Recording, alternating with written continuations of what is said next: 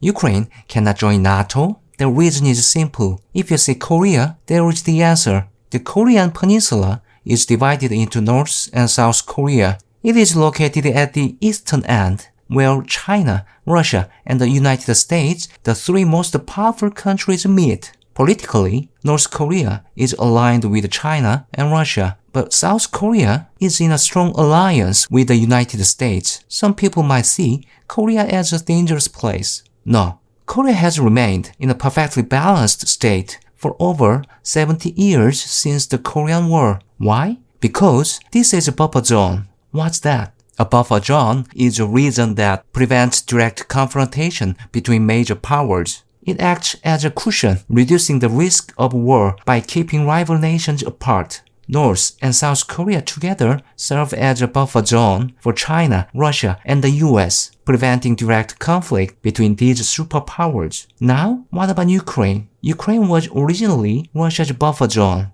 You can understand this clearly by looking at the 9 US Army bases stationed in Europe. The United States sees Poland as the frontline country serving as a buffer zone against Russia. Right now, Camp Kosciuszko, a permanent US military base, is stationed there with around 8,000 American troops. If you draw a line south from Poland, you will reach US military bases in Romania and Bulgaria along the Black Sea. This forms the boundary between Western Europe and Russia. So what about Ukraine? For Russia, Ukraine is a strategic stronghold that it cannot afford to lose. There is no way Russia would allow Ukraine to join NATO, and the United States and Europe know this very well. If Ukraine joined NATO, Russia would likely see it as a direct declaration of war, and this could trigger World War III. The risk of World War III would significantly increase. Now, to be clear, I'm not defending Putin's invasion of Ukraine. It was unjustifiable.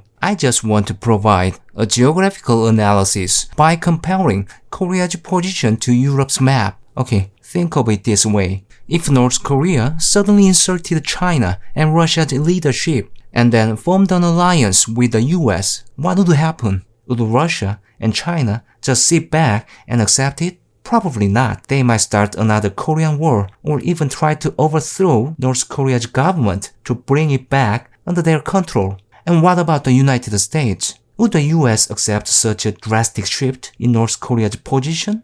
I doubt it. The US would be extremely cautious not to provoke China and Russia. This is exactly why Ukraine has failed to join NATO until now. President Trump's proposal for a ceasefire in the Russia-Ukraine war, though his exact intentions are unclear, might be the only way to resolve this issue. But if the war continues, well, I will leave it to you to imagine what happens next.